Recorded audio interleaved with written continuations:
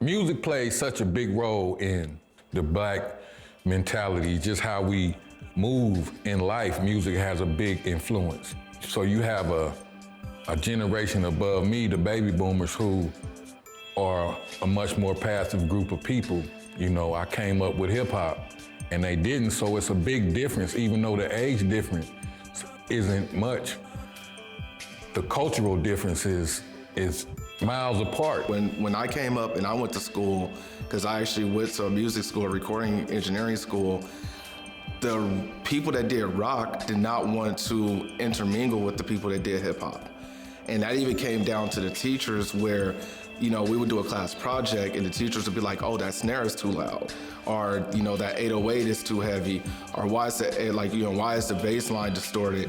They didn't even understand the music that we were creating, so they just deemed it as less worthy. Roots came out when I was in elementary school. And before then, we just was kids. But once they showed us where we came from and how they treated us, if we thought somebody was black and ugly, we called them Kunta Kinte. We turned his warriorism into something negative, into ugliness. This is what they're perpetuating. They want this to happen because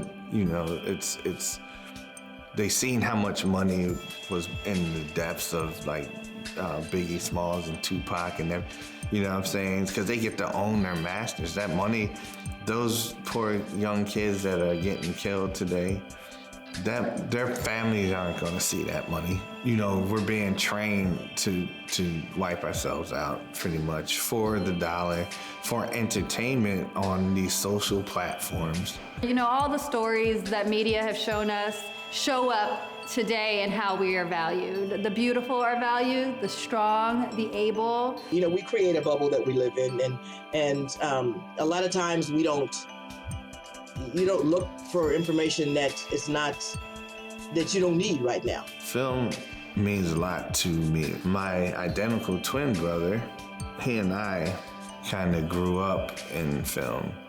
You know, my mom, after, her and dad split, we ended up in the hood. She didn't have money for babysitters and things like that. So what she would do was drop us off at the triple features. So we saw movies every day. The movies was our escape. If all you're looking for is something to actually confirm whatever foolishness you've got in your head, then you'll never actually grow. It's very difficult for people to come out of that bubble, to actually look for something that contradicts what you think, and literally to find the truth. It's a lot going on in the world, and we seem to get distracted by small things when other people are creating those things for us to get distracted by. When information is hidden from us, it takes away our identity, it takes away our personhood, it takes away our soul.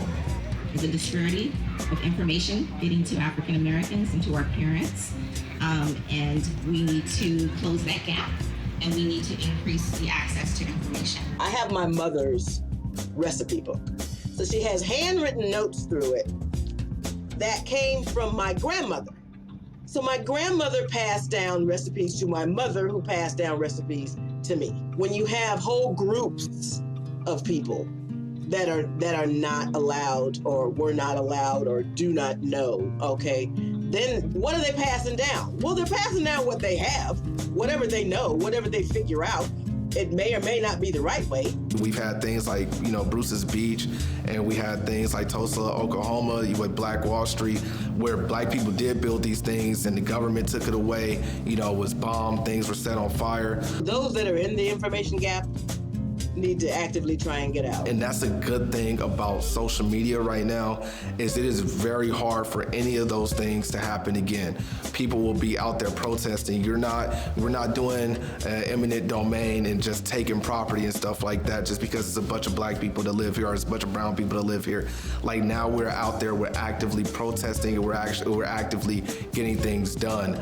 So, we have to operate off of that urgency. I think the way forward is to acknowledge that power the systems that run entertainment and media have to have these conversations too.